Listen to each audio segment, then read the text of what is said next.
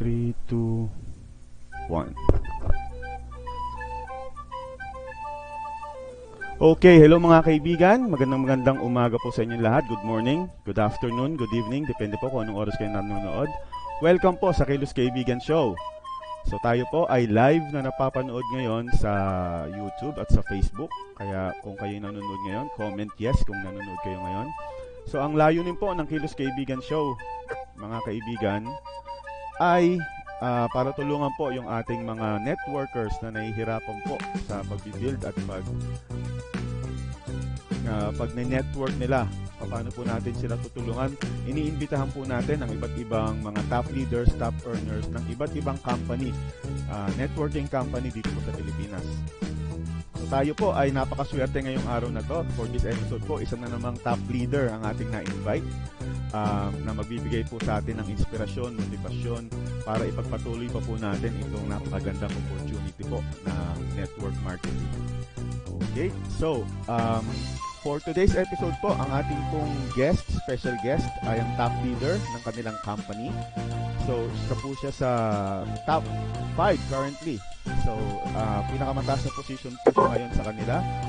Presidential director po siya at naka-member po siya ng Multi-Millionaire Circles Club at meron din po siyang parang award na Luxury Car Achievers Award. So, mga kaibigan, ladies and gentlemen, please welcome po si Coach Thelma Vargas. So, Madam, short introduction lang po yun. Baka meron po pong mga bagong networker na hindi pa nakakakilala sa inyo. Ano po ba yung background nyo bago kayo naging isang network marketing leader? At paano kayo na-invite? Okay, so good afternoon po sa lahat. Okay. So, I'm Thelma Vargas. Okay, so siguro bigyan ko kanyang konting background. So, paano po ako na-invite dito sa industry ng networking? So, before ako po ay isang nagninegosyo na I have a tracking business, no? Siyempre, pag traditional business, sobrang laki din talaga ng risk. And isa po ako doon sa sabihin nating nagnegosyo na nalugi. So, of course, gusto natin na makabawi ng mabilis. So, this is not my first networking industry. Meron na rin po akong mga nasalihan before. So, yung mga nasalihan ko, pwedeng napagbigyan yung isang kaibigan, pwede rin yung iba, nagustuhan ko yung produkto, gusto ko makakuha ng discount. And meron akong isang nasalihan na binigyan ko talaga siya ng time. Okay? Pero after ilang years, yung company na yun is nagsara. Mm-hmm. No, akala ko yung ko sa industry ng networking. And masasabi ko marami po akong natutunan doon sa kumpanya na yon. Na kung sino man po ako ngayon sa current networking company ko is malaking factor po siya. Kaya po yung isa po na kaibigan ko na kasama ko doon sa dating industry na cross-line ko, na in-invite niya ako. Sabi niya, ate, try natin ulit mag-network kasi ibang kumpanya naman ulit ito, tsaka tinignan ko na talaga siya, which is maganda talaga. And sabi ko, talagang, alam mo yung pag-iisipan mo rin din ulit ng paulit-ulit kasi ayaw na ulit natin na, alam mo yung dumating ulit tayo dun sa point na baka mag-fail na naman tayo, baka hindi na naman tayo maging successful. And of course, for me, ang isang negosyante, talaga, alam mo yun, chinek ko talaga yung background ng company, diba? Mm-hmm. And nung nakita at nung hinahanap ko is nandoon na, nag-decide po ako na sumali na. And I'm very thankful to my direct upline na kung hindi niya ako kinulit-kulit talaga is wala siguro ako ngayon at kung ano man yung success na meron po siguro ako ngayon, utang na loob ko talaga sa kanya yung nangyayari sa akin. I see. So maraming naka-join na po pala kayo sa ibang company bago yung current company nyo. Tapos na-mention nyo na pinag-aralan yung mabuti bago kayo sumali. Ano po bang hinahanap natin sa isang magandang company pagka gusto nating pasukin yung network? So, tips doon sa mga naghahanap ng isang kumpanya. Lahat naman maganda. Opo. Lahat naman naniniwala ng networking company maganda. Okay? Pero of course, so bilang isang may experience na, may mga 5 bagay kasi akong consider, di ba? Para masabi na, baka ito na talaga yung break na hinihintay ko. Okay? So of course, number 1 is yung tinatawag natin na profile ng may-ari ng kumpanya, at the same time yung profile ng kung gaano ba yan ka-stable. Kasi maraming networking company, after 1 year, 2 years, 3 years, 4 years, 5 years, nagsasara.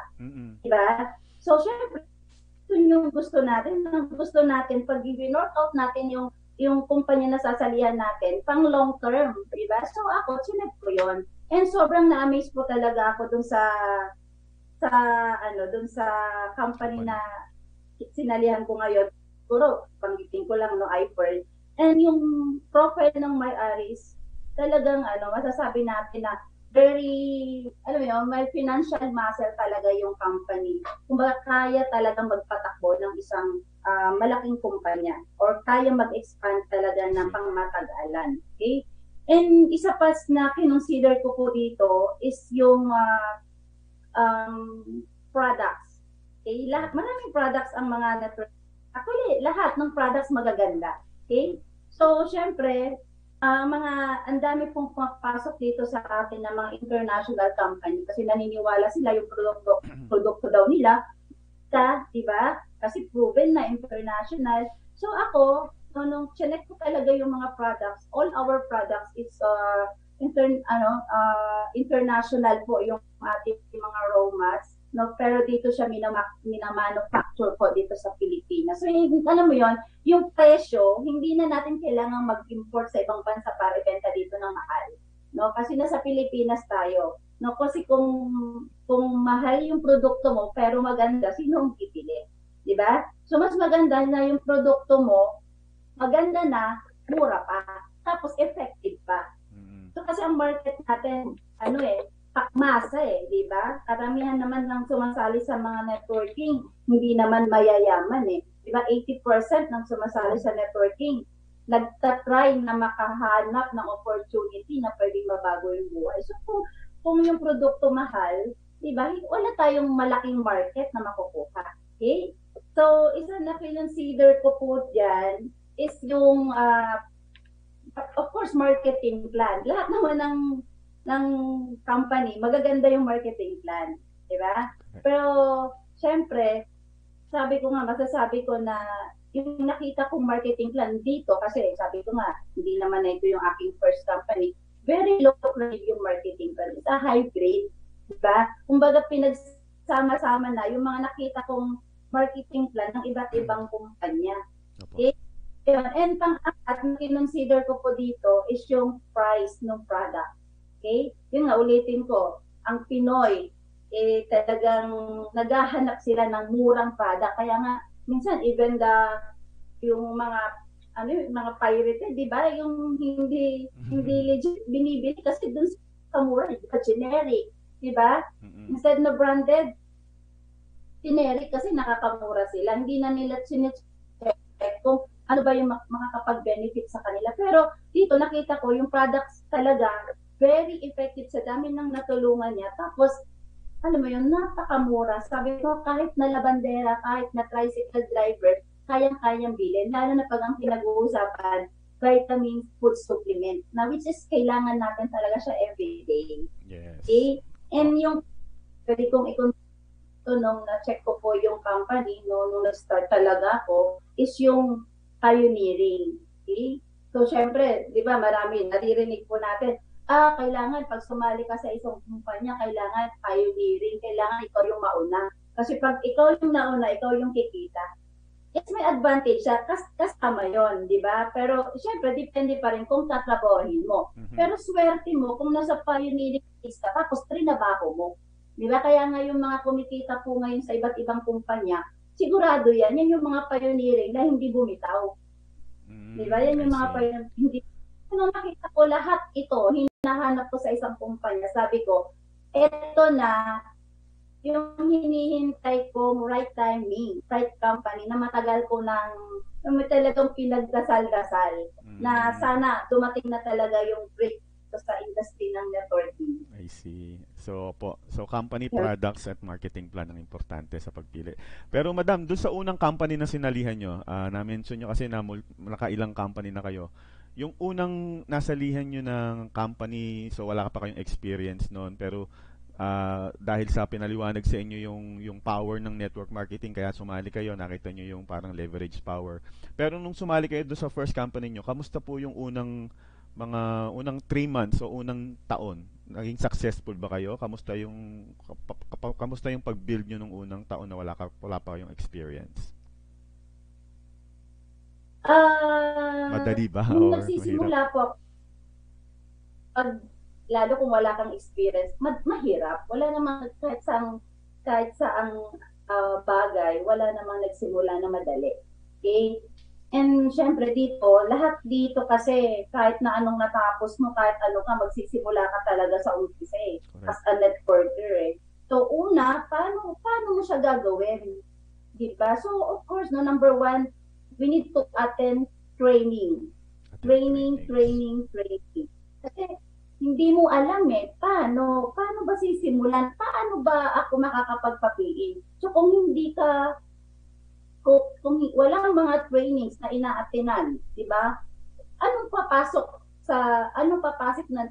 na knowledge sa iyo para magawa mo yung pag-network ng tama. And sa mga trainings na yan, tinuturo lahat yan. So basically, lahat naman ng networking industry, pare-parehas naman yung training na ginagawa Kahit saan ka pumunta, paulit-ulit yan at yan pa rin ang ituturo.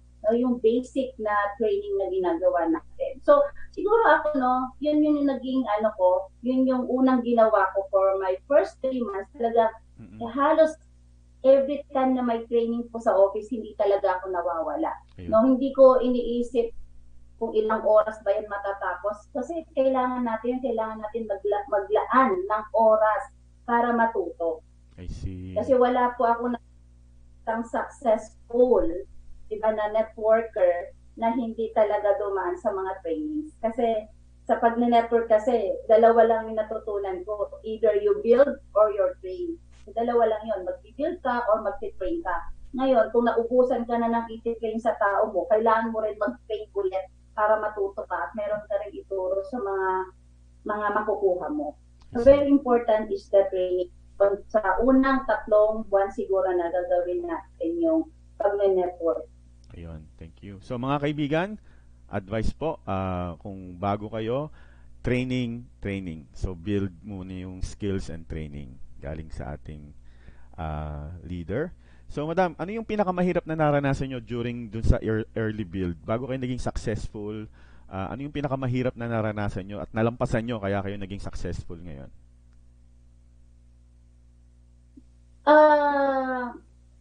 Sabi ko, wala ako, of course, sabi ko nga, walang madali, In networking, hindi siya madali. Actually, ito yung pinakamahirap na ginagawa. Kasi akala kasi nung iba, diba, pag sumali nakikita na. Kasi nakikita na lang ng iba yung mga success story. Pero hindi nila alam ano ba yung mga dinaanan. Siguro hindi ko ikukwento kung anong dinaanan ko kung bakit ako naging successful. Ang gusto ko siguro i-share sa inyo is ano yung ginawa ko. Bakit ako naging successful. Kasi para maging successful ang isang tao, meron ka kasing kailangan paulit-ulit na ginagawa. Okay? So, number 1 na ginawa ko po siguro, o ginagawa ko kung bakit po ako successful ngayon is yung commitment. Commitment ko po na gawin full-hearted yung networking. Okay? Na talagang ibigay ko yung buong 100% commitment ko sa kumpanya kung saan po ako connected ngayon. So I'm very proud po kasi our vision in our company is to share prosperity through entrepreneurship. Kung tao na nangangailangan ng tulong natin, para mabago rin yung mga buhay nila. Maraming naniniwala na sa ganitong industry, diba, pwedeng ang isang ordinaryo na tao is maging extraordinary yung buhay nila. And through that, through our commitment po sa mga tao na to is very important. So ako, literally talaga kung ano yung natututunan ko, talagang binababa ko po sa ilalim ko yan, no? Ang network ko, Luzon, Visayas, and Mindanao, talagang kahit na datihan pang grupo ko yan, talagang binibigyan ko po sila sa isang buwan ng oras para magkita-kita po kami. Hindi porke kumikita na sila, diba, hindi na nila ako nararamdaman. No? I'm very proud na talagang ako very hands-on po talaga ako sa mga tao ko. And kaya naman ibinabalik din nila sa akin yun. Kasi pag nakita nila na tinulungan mo sila, ganun at ganun din po yung gagawin nila sa mga tao nila. Okay? And yung second siguro na pwede kong i-share sa inyo na ginagawa ko is yung attitude. No? Dapat meron kasi tayo yung right attitude. Kahit hindi po sa industry ng networking, lahat mo ng mga kilala po natin na negosyante sa labas, na mga kilalang mga business tycoon, hindi po lahat yan yumaman na sablay ang attitude. And attitude is very important. Kaya nga po sa networking, lagi nating naririnig yung salitang yes upline. Diba? Kasi sabi nga, wala daw ituturo ang upline mo, ang mentor mo, ang coach mo, na hindi mo ikakabuo, diba? Na ikakapahamak mo. Kasi bakit? May bias interest kasi si upline eh. The moment na itinuro niya lahat ng secret niya sa kanya, diba? Kung ano yung mangyayari sa'yo, pag naging successful ka, kasama si upline dun eh. Diba? Kasama rin siyang kikita. Pag kumita ka, kikita rin. So for me, walang reason na para hindi ko ituro yung mga tamang pag-uugali, di ba, mga tamang factor para gawin yung networking na to, no? Yung mga ginagawa natin. Bakit tayo nagiging successful? No, dito kasi sa industry na to, lahat ng klase ng ugali ng tao, makikita mo talaga eh. Di ba? Lahat ng klase ng ugali ng downlines, may encounter mo. And isa po sa natutunan ko rin sa pag-networking, mastery of my emotion, no?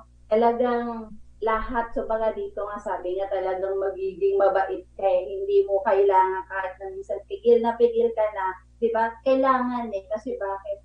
Hindi mo naman pwedeng patulan yung downline mo, lalong hindi mo pwedeng patulan yung upline mo, di ba? So dito, attitude is very important.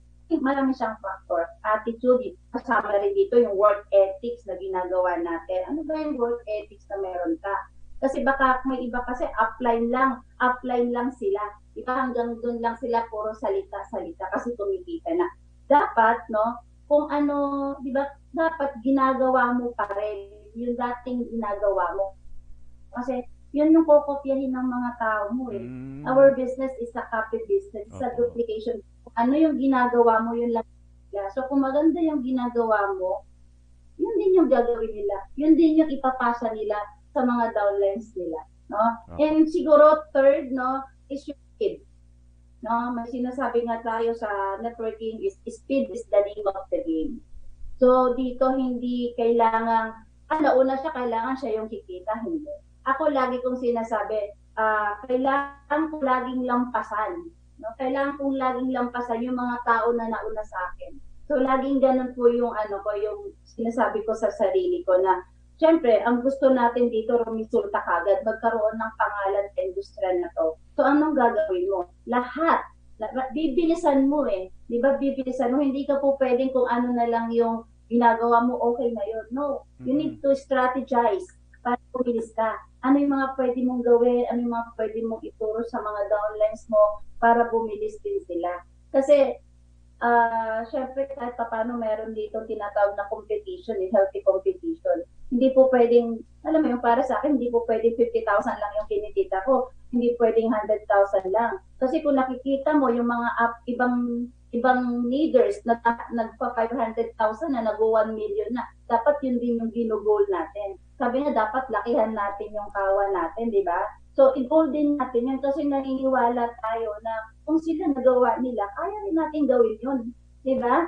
And ako, yun lang. So, yung upline ko, tinitignan ko siya palagi. Grabe, nababaliw ako nung una. Grabe, 50,000 na yung kinikita niya. Dati siguro ako parang mga 10,000, 20,000. Sabi ko, kaya ko rin yun. So, kung ano yung work ethics na ginagawa niya, kung ano yung sipag niya, sinasabayan ko yun. Tapos nung nagkakalahating milyon na siya, sabi ko dapat ako nag-6 digits na na rin. So hanggang sa nag-100,000 na, wow, sabi ko, sarap pala ng pakiramdam, di ba? Nung nag-1 million na apply ko, sabi ko, naku, parang kinakabahan na ako kasi alam mo yun, alam ko na anytime pwede rin mangyari sa akin yun. Anong sinabi sa akin ng apply mo ko? Telma, kaya mong gawin yon, kaya mong mag 1 million. Kasi naniniwala ako, kaya mo. Sabi ko, yes, kaya ko. So, yung believe sa sarili, importante rin eh. So, ako talaga trinabaho ko siya. So, binigay ko yung buong oras ko, di ba? Talagang, yung sabi nga, pag gusto may paraan eh. Pag ayaw, maraming dahilan.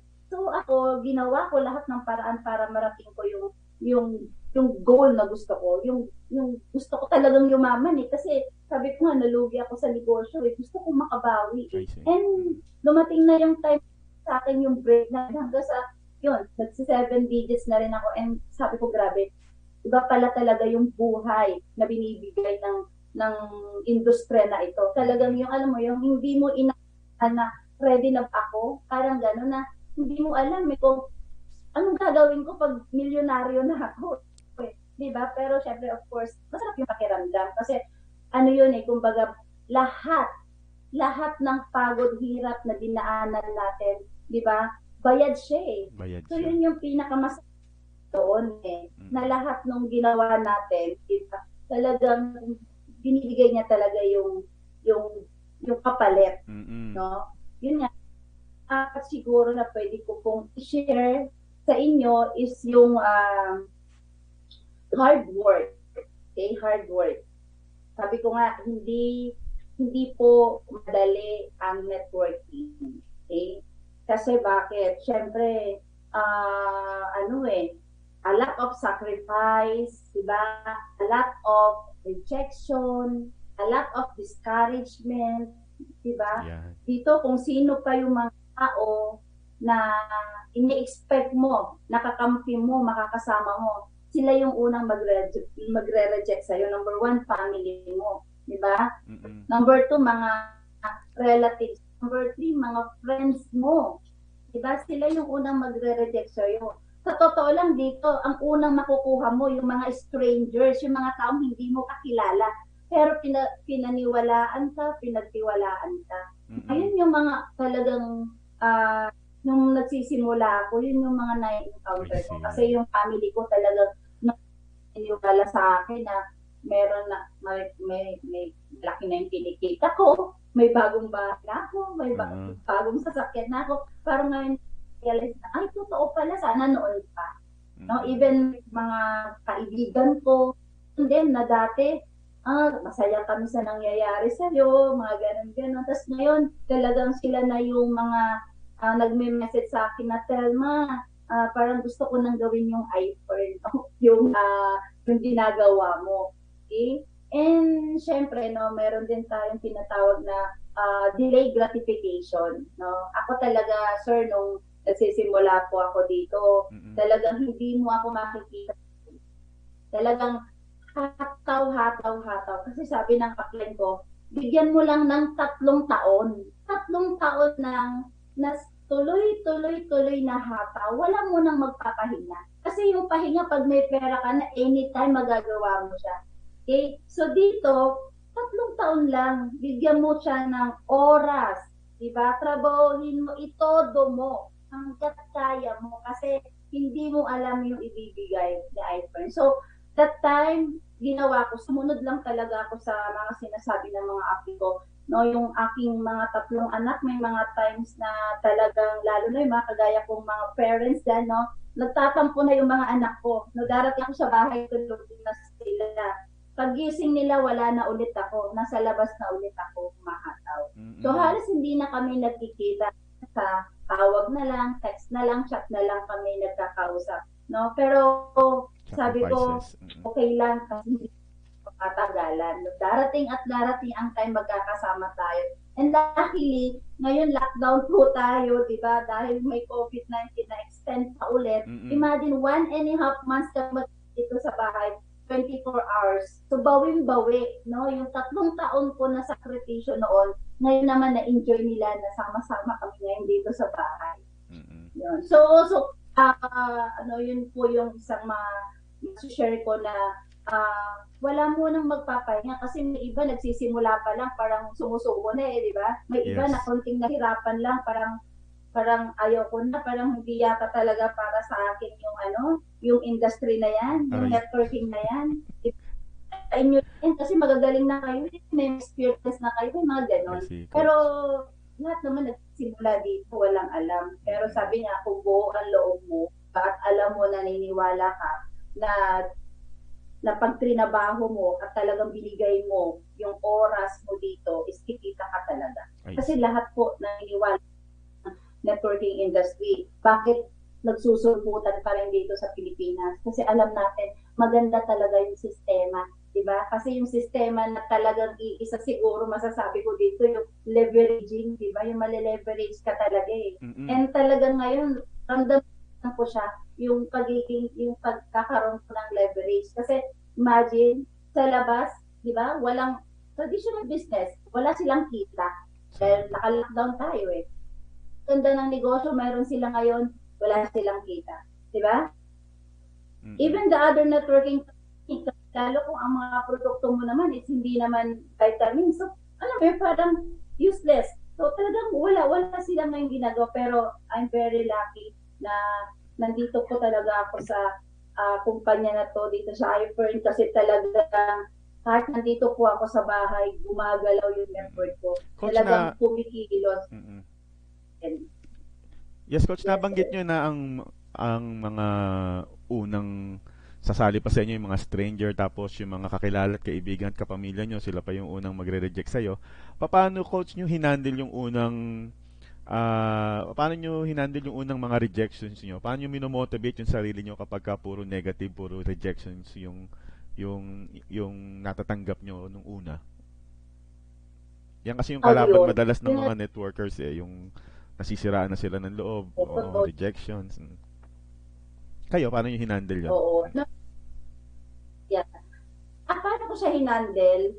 Kasi sabi ko nga nung nag-start ako dito, kasi hindi ka kasi pwedeng basta lang sumabak sa gere na wala kang bala eh. Diba? Wala kang baril, diba?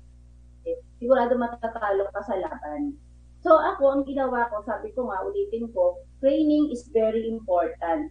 No? And sa training na po na yan, is tinuturo kasi sa atin yung paano ba mag-handle ng mga, syempre, yan yung nagpapabagal sa atin eh, yung rejection, di ba? Rejection, okay? Ang rejection, normal lang yan eh, di ba? Normal. Sabi nga ng upline ko, kapag ni-reject ka ng kausap mo, good news yun, di ba? Ibig sabihin, may ginagawa ka. And yung mga rejection na yan po yung nagpatatag sa akin, nagpatibay sa akin. Kasi para sa akin, hindi ko siya consider na parang baka hindi ako magaling. Ako iniisip ko, hindi pa sila ready yumaman. Yun yung iniisip ko. Pag kinausap ko yan at nireject ako, okay lang. Thank you. Kasi bakit? Diba? Hindi naman ako yung nireject na personal eh. Ang nireject niya, yung opportunity na pinapakita ko. So ako talaga, nung ginagawa, i-reject ako ng 100 tao, 200 tao, handa ako. Hindi ko siya tinitik personal talaga, kahit na kaibigan ko pa yan, kapamilya ko. Kasi kung ikaw, di ba hindi ka pa pwedeng yumaman, ako uhaw na akong yumaman. Yun lang. Opo. Okay. Madam, Coach, million peso question. Meron din tayong ganitong question eh. So, assuming na isang araw nagising kayo bigla na parang start kayo from zero. Pero alam niyo na yung skills nyo, yung mindset nyo, yan na yung current na skills and mindset nyo. Pero lahat ng kakilala nyo, wala kayong kakilala, wala kayong grupo, wala kayong kahit ano, back to zero. Paano nyo bubuuin uli yung business nyo, yung network nyo? Saan kayo magsisimula at anong sasabihin nyo? Saan kayo pupunta? Sino kakausapin nyo? Paano kayo mag-start ulit? Alam mo, ako siguro, hindi ako natatakot ulit magsimula kung sakali. Kasi sabi nga, a builder is a builder. A networker is always a networker. So kung alam mo na paano mo ginawa ng una na naging successful ka, alam mo ulitin yan. And ako very thankful din sa president po namin, no, Mr. Kamanitan, kasi siya po ang talagang personal mentor ko. And siguro kung dumating man yung time na sabihin na natin back to zero, o sabihin natin, halimbawa, sabihin natin yung kumpanya na wala, no? Isa sa tinuturo niya sa amin is paano i-handle yung income. Kasi maraming mga networker na ang lalaki ng mga kinikita na ngayon kawawa sila. Kasi hindi nila alam saan napunta yung income, saan nila nailagay. Di ba? Kasi parang in-expect nila palagi, every month naman kumita ako ng 1 milyon, 2 milyon, 3 milyon, anytime yan darating. Paano kung biglang nag-collapse? So, hindi sila ready. May iba naman, dahil malaki na yung kinikita, nag-try mag-put up ng company. Diba? Hindi naman din ganun kadali. So, kasi marami akong kakilala na ganun eh. So, biglang yung pera nila naging abog. Diba? Nawala. Bigla na lang parang bula na nawala. So, ako, ngayon, siguro mai-share ko no, dun sa mga nag-network na kung kumikita na kayo ngayon, di ba, huwag niyong kalilimutang magtabi, mag-savings, maglagay ng savings, ilagay natin sa tama. Okay? Mag-invest, di ba? Ikalat mo kung mga investment mo. Kasi yung mga material na bagay, nandyan lang. Diba?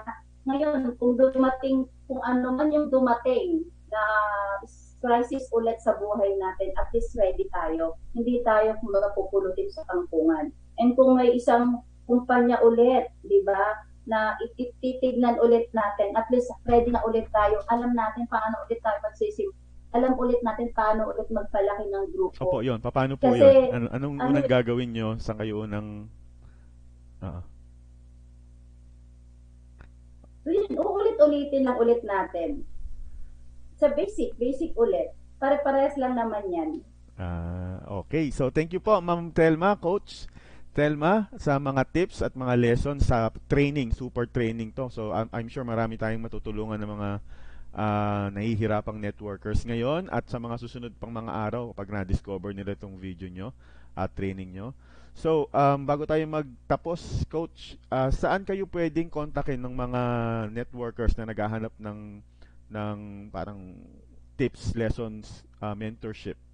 Meron ba kayong social media channels na pwede nilang i-follow?